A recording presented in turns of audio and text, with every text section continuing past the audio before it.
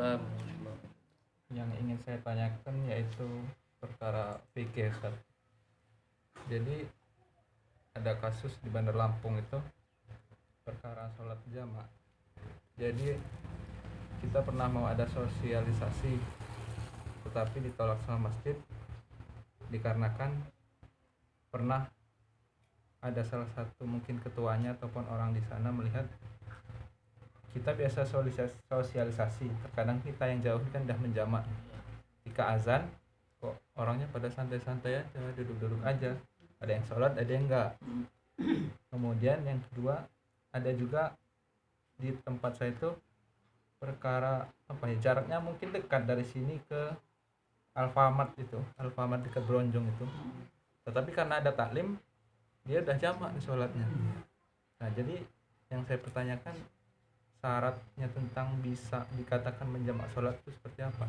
Jika seperti contoh kasus yang saya utarakan tadi, bisa dikategorikan bisa tidak untuk menjamak sholat. Yang menjamak sholat karena ada taklim gitu. Kemudian karena jaraknya dari sini ke Bronjong Alfamart itu, dia menjamak sholat. Mungkin cukup sekian. Assalamualaikum warahmatullahi wabarakatuh. Jamak ini kalau dalam kitab fikih musafir itu shadaqatun tasaddaqallahu biha alaikum faqbalu shadaqatah. Jamak atau qasar ini adalah sedekah dari Allah, maka terimalah sedekah tersebut. Ini hadisnya sahih. Jadi jamak dan qasar ini sebenarnya hadiah dari Allah untuk para musafir. Hadiah. Karena orang jamak itu biasanya dia kepengennya istirahat gitu, banyak istirahat, bebas gitu, nyantai gitu, udah maghrib udah langsung isya, nanti pas isya nyantai baring-baring. Itu sedekah Allah. Masa iya Allah bersedekah kita nolak? Maka sombong jatuhnya. Nih siapa namanya? Majid. Nih saya sedekah 1 miliar. Males amat. Sombong Majid. Padahal nggak punya uang. Saya sedekah 1 miliar, males amat. Nah, berarti Majid ini masuk kategori sombong. Kenapa? Orang ada yang sedekah, dikasih sedekah, kasih keringanan nggak mau, maka masuk, kalau bab fikih itu dia masuk, sudah jatuh ke kategori hukum sombong. Kedua, memang bagusnya orang jamak itu boleh atau tidak dia sholat lagi, boleh, sunnah ya. Mau yang sholat, yang enggak, dia sunnah. Saya sudah jamak misalnya tadi zuhur asar, itu waktu asar karena saya berada di masjid, sholatlah gitu, sunnah. Karena di zaman Nabi juga begitu, ada yang sudah jamak cuma dia tinggalnya di masjid, bukannya pulang masjid dia kan, mungkin nyantai gitu. Pas orang sholat isya, Nabi kan biasa kalau ini dia keliling dulu ngontrol, nggak mesti Nabi di pengimaman terus, nggak, sambil ngontrol. Nah ada satu sahabat yang nyantai, katanya kenapa nggak sholat, sudah digabung Rasulullah, sudah dijamak, maka kalau kamu ingin dapat pahala lebih, katanya ikut sholat lagi. Akhirnya sahabat tadi sholat lagi, gabung dengan jamaah yang sholat isya, tapi sunnah. Bagaimana kalau habis sholat jamaah nggak sholat lagi? Ya jangan di masjid lah. Itulah yang menimbulkan fitnah. Wah tuh kan khilafatul muslimin jelas sesatnya. Orang sholat dia nggak sholat, udah akhirnya masuk ke media rame, khilafatul muslimin tidak sholat bersama selain anggotanya. Tuh rame, komentarnya ribuan. Jadi kalau udah sholat, supaya nggak timbul fitnah, ya pulang lah atau ke rumah siapa gitu kan. Nah, lalu bagaimana jarak boleh jamak atau qasar? Sebelum kita menentukan jamak, jarak itu kita bedakan dulu. Dalam fikih itu ada istilah jamak, ada qasar. Ada jamak saja, ada qasar. Yang ketiga jamak qasar. Boleh pilih yang mana-mana saja. Jaraknya ini, nah ini yang kalau dalam bab fikih para imam mazhab pun nggak ada yang sama. Ya, kalau kita melihat Ibnu Umar dan Umar ini, beliau mengatakan, jikalau aku pergi sesaat maka aku menjamak sholatku. Maka sesaat di situ sebentar kan, sesaat. Ada yang pakai begitu, boleh. Anas bin Malik pernah sholat bersama Rasulullah saat safar dari Madinah ke Zil Hulaifah. Cuma kalau kita mau cari hadis Nabi menyebutkan jamak sekian kilometer sampai botak juga, kita nggak akan ketemu, karena Nabi nggak ngomong begitu, cuma Nabi praktek saja langsung. Nah, dari Madinah ke Zulhulaifah, jadi sholat zuhurnya di Madinah, terus asarnya di Zulhulaifah. Ternyata sampai di Zulhulaifah, begitu sholat di Zulhulaifah, itu Nabi Muhammad mengqosor sholatnya 2 rakaat. Kata Anas, setelah aku ukur jarak itu, dia hanya 5 kilo lebih sekian puluh meter. Itu dari Anas. Belum lagi dari sahabat Ibnu Abbas, belum lagi dari sahabat Umar, belum lagi dari sahabat Ali. Jadi kalau model sahabat itu, mereka modelnya apa yang mereka pernah kerjakan dengan Nabi sampai mati, itu pendapatnya. Itulah uniknya sahabat dulu, ya kan? Saya ini sudah pernah dengan Nabi, jangan kamu ajarin saya. Gitu sahabat dulu. Jadi lebih kuat orang yang praktek apa dengar? Praktek. Nah, cuma di kalangan sahabat juga itu udah masalah fikih itu memang sudah ada ikhtilaf juga. Kenapa? Masalah jamak, ada yang 5 km, ada nanti ikut Nabi lebih dari itu, ada yang ikut Nabi kurang dari itu. Nah, mereka akan bertahan sampai mati dengan apa yang pernah mereka kerjakan bersama Nabi saat itu. Nah, terus kesininya barulah lahir para ulama-ulama ahli fikih, Imam Ahmad bin Hambal, Imam Syafi'i, Imam Maliki, Imam Hanafi, Imam Bukhari, Imam Muslim, At-Tirmizi, An-Nasai, Abu Daud, Ibnu Huzaimah, dan lain sebagainya. Mereka adalah ulama-ulama ahli fikih. Nah, kalau ulama-ulama ini, kalau Imam Syafi'i, dia 80 km. Imam Syafi'i. Yang bermazhab Imam Syafi'i itu 80 km baru mereka menjamak sholatnya. Setidaknya harus menempuh perjalanan 2 jam kurang lebih. Ya. Ada lagi mazhab yang lain itu 130 km. Jadi kalau 130 meter itu bisa jadi sekitar 3 jam lebih. Nah, maka kalau kita harus menetapkan jarak boleh atau tidaknya dijamak dan harus diseragamkan, nggak bisa. Maka kembali kepada apa yang pernah kita pelajari masing-masing. Mau pakai yang mana? Mau yang pakai sesaat, monggo, tapi harus yakin itu ilmunya, jangan ikut-ikutan. Mau yang 5 km ya monggo. Cuma kalau kata Ibnu Hazm, mengambil yang lebih jauh itu yang akan lebih selamat. Maksudnya kalau sesaat itu ragu, maka ngambil yang 5 kilo. Kalau dia ragu dengan 5 kilo, ambil yang 10 kilo. Yang 10 kilo dia ragu, ambil yang 80 kilo. Ragu lagi, ambil yang 130 kilo kurang tadi. Silahkan sesuai dengan keilmuan masing-masing. Jadi gimana Ustadz? Ya namanya fikih ini nggak boleh sama. Makanya khalifah ini tidak memperbolehkan ada kajian khusus fikih, kecuali hanya dalam bentuk tanya jawab. Materi pekan pertama fikih, khalifah dengar pasti ditegur itu. Nah, jadi begitu. Jadi bagaimana saya Ustadz? Ya nanti tinggal yakinnya di berapa kilometer, ya silahkan dipraktekkan. Nah, jadi insya Allah seperti itu. Makanya kita di waktu khilafah ini kalau masalah fikih memang terkesan seperti amburadul ya. Tapi memang begitu kenyataannya sesuai dengan keilmuan. Tapi kalau di NU itu kalau nggak lebih dari 2 jam nggak boleh. Itu NU. Mereka diseragamkan seperti itu.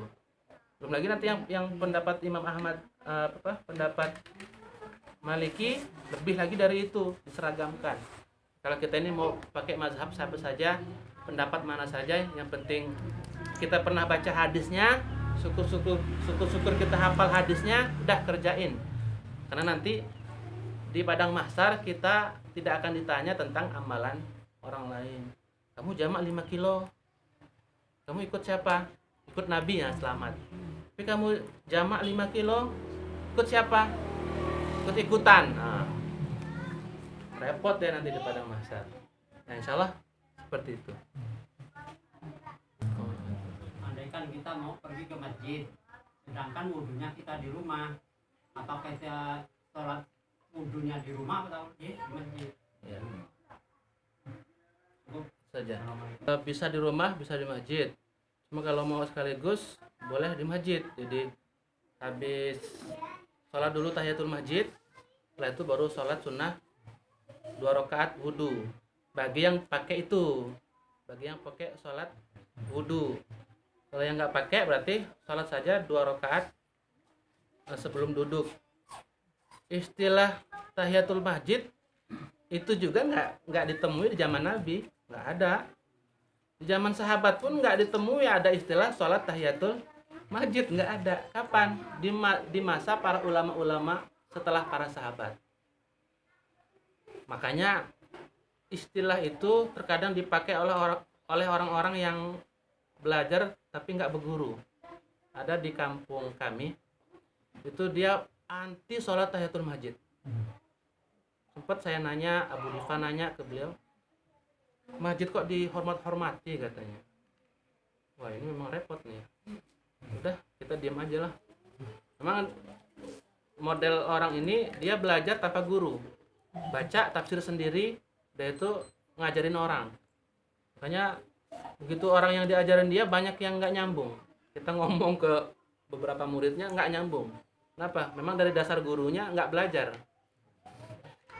Syukur-syukur ngerti bahasa Arab, bahasa Arab juga nggak ngerti, menafsirkan, sehingga tahiyatul masjid itu nggak perlu bagi saya. Masa masjid katanya dihormati, yang dihormati Allah. Kalau pikir-pikir ya dengan tahiyatul masjid menghormati Allah. Dan contohnya juga ada gitu. Jadi istilah itu tidak didapati di zaman Nabi dan sahabat. Jadi bagaimana? Mau di rumah boleh, sunnah wudhunya boleh di rumah misalnya. Nanti tahiyatul masjidnya di masjid. Atau mau sekaligus tahiyatul masjid, setelah itu 2 rakaat setelah wudhu. Insya Allah bisa kedua-duanya. Jadi kalau subuh berarti 4 kali salam. Ya. Kan pertama tahiyatul masjid, Ya. 2 salam. Terus wudhu 2 salam, terus qobliyah 2 salam, terus wajibnya subuh 2 salam. Iya. Berarti 4 Kali salam Pak, iya. Bisa juga. Kudune kasih, gak seneng wajib kudu salate seneng.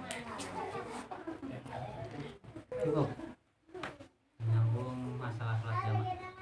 Nah, pengalaman saya dulu waktu masih baru di Jelapa, kan kalau kita musafir atau sholat itu berjamaah, terus ada yang misalnya ada yang masbuk, ada yang berpaham kalau masih ada yang sholat tahan. Nah, ada juga para kalangan kita ada masih yang masbuk, cuman dia mengajak. Ada juga yang gitu, saya masih ada yang sholat apa, ada yang bilang gitu, ada juga yang sholat nanti masih ada yang sholat. Nah, yang saya tanyakan mana yang lebih benar itu yang mana? Iya. Yang lebih benar dan lebih beradab itu menunggu orang selesai sholat, baru kita membuat membuat jamaah baru misalnya sholat. Kenapa? Karena dalam hadis itu tidak boleh ada 2 kelompok, tidak boleh ada 2 imam di dalam satu waktu atau 2 kelompok dalam satu waktu. Walaupun itu ditafsirkan oleh para ahli fikih juga berbeda-beda. Yang memakai cara seperti itu dan kita juga pakai didapati di mazhabnya Imam Abu Hanifah atau Imam Hanafi. Jadi secara keilmuan dan secara adab kita menunggu selesai dulu orang sholat yang masbuk tadi, mereka selesai baru kita memulai dengan kelompok yang baru. Insya Allah seperti itu. Mereka sholat, kita sholat sah apa enggak? Kalau ditanya sah ya sah, cuma kurang beradab. karena kita tidak menghormati orang yang sedang sholat tadi. Insya Allah seperti itu. Assalamualaikum warahmatullahi wabarakatuh. Ini yang dikaitkan sholat wudhu. Kalau yang saya dapat itu katanya sebelum airnya kering nggak sholat wudhu. Nah itu kan di dalam apa? Ini bukan syarat, aturan itu kan yang dulu didahulukan.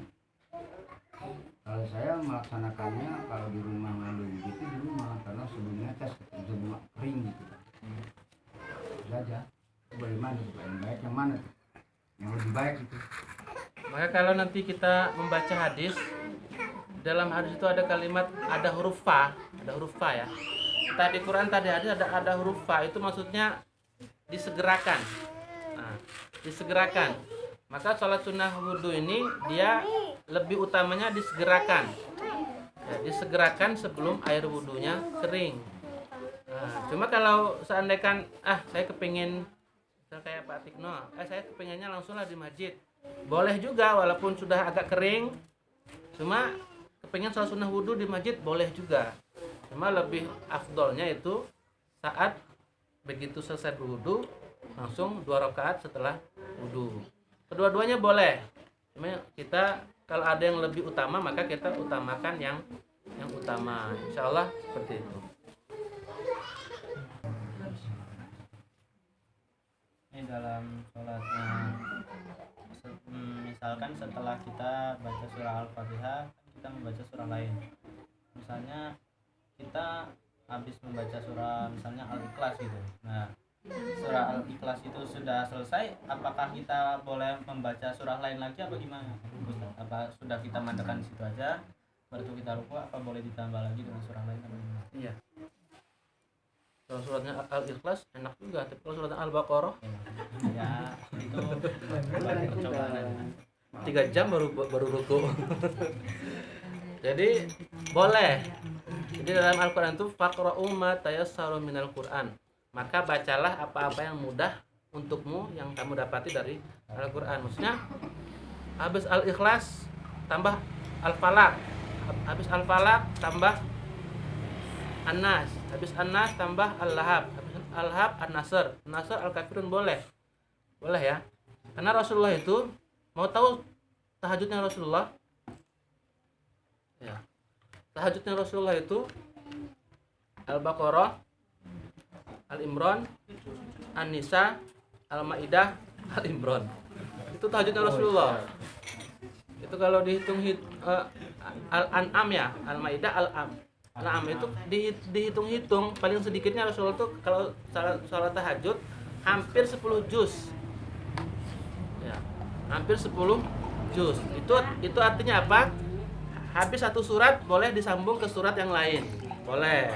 Cuma kalau kita jadi imam jangan coba-coba. Habis An-Nas baca Al-Falaq, habis Al-Falaq Al-Lahab. Pasti kita dibilangin orang sesat. Kalau jadi imam ya satu surat sajalah. Kalau yang mau begitu tuh prakteknya kalau nggak di rumah sendiri atau di pondok pesantren.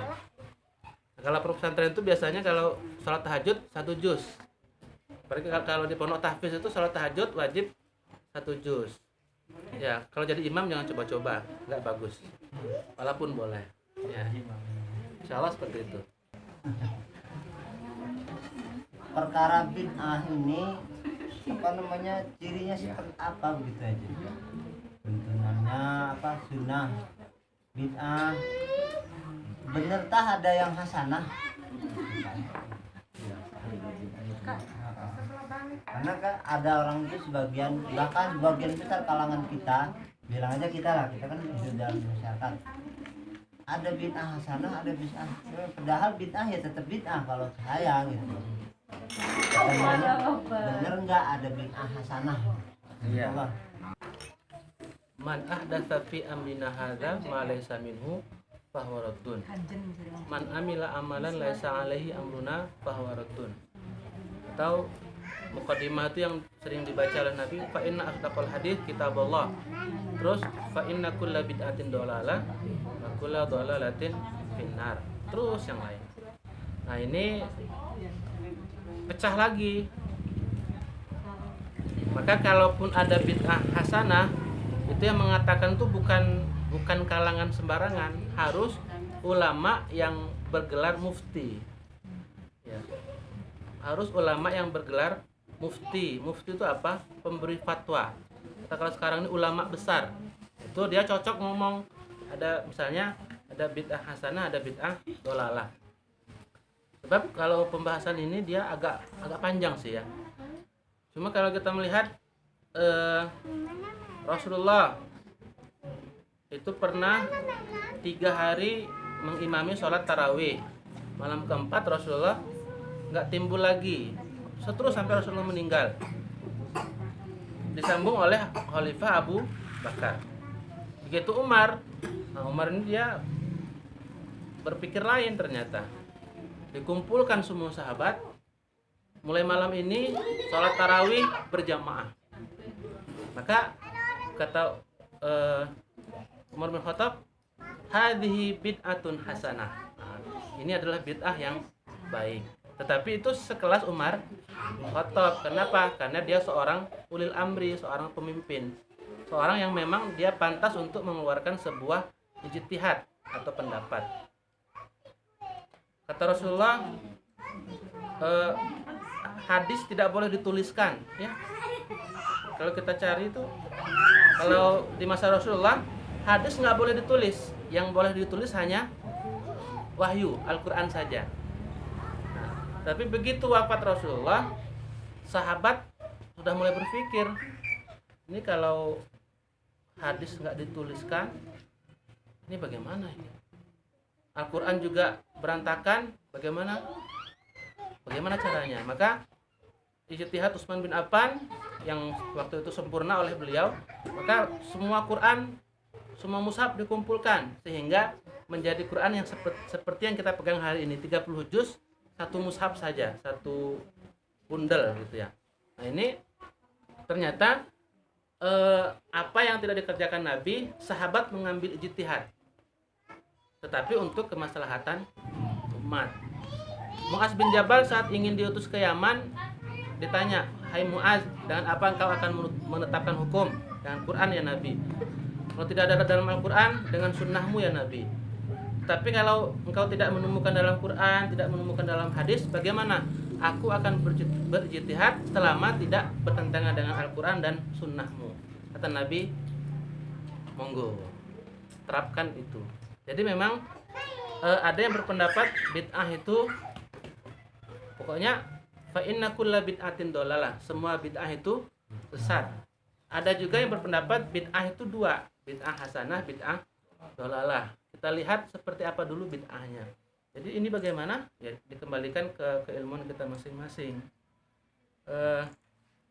Sama seperti saat Rasulullah mengirim pasukan ke satu pasukan ke Kuba, masjid pertama ya, masjid Kuba kan. Itu imamnya ternyata kalau sholat hanya baca surat Al-Ikhlas. Pokoknya asal sholat jahar, maghrib, isya, subuh, nggak ada lain, Al-Ikhlas. Al-Ikhlas, Al-Ikhlas, Al-Ikhlas. Ini sahabat-sahabat yang pernah belajar ke Nabi ini nggak nyaman. Kok Al-Ikhlas saja ini orang. Begitu pulang lapor ke Nabi, ini gimana ini pemimpin kita ini kalau sholat baca Al-Ikhlas saja. Kata Nabi, coba kamu tanyakan ke dia apa alasannya. Ditanyakan. Kata Nabi, apa alasanmu kok sholat hanya pakai surat Al-Ikhlas? Katanya, saya mencintai surat ini melebihi surat-surat yang lainnya. Sampaikan ke Nabi, karena dia mencintai surat Al-Ikhlas, maka baginya surga. Tuh. Nabi nggak pernah ngajarin Al-Ikhlas kalau sholat. Tapi sahabat tadi dia cinta dengan Al-Ikhlas. Maka kata Nabi, baginya surga, karena cintanya dengan surat Al-Ikhlas. Memang kalau bab ini dia pembahasannya panjang. Cuma untuk sementara dikembalikan kepada keilmuan kita. Kalau kita nganggap ini nggak pantas dikerjakan, ya udah, jangan dikerjakan dulu. sambil kita belajar maksudnya. Jangan terputus hanya taklim begini. Kalau kita hanya mengandalkan taklim begini, kita nggak baca ini kan, cuma ngaji kuping. Ngaji kuping ini biasanya lebih cepat lupa ketimbang kalau kita ngebaca. Kalau ngebaca itu yakinnya mantap. Kalau ngaji kuping, begitu ada orang yang mempengaruhi, iya ya, salah berarti ceramahnya Ustaz Zainuddin itu. Nah, karena nguping. Tapi kalau baca, ini saya baca. Tadi beliau suruh buka surat ini saya baca. Udah, pendapat kamu jangan diterusin. Saya percaya dengan ini, ayat ini. Nah, gitu. Jadi di sini kita taklim di rumah, ya sempatkanlah baca-baca Quran, baca-baca kitab, sehingga ilmu kita ini menjadi hakul yakin, betul-betul yakin. Insyaallah sementara seperti itu.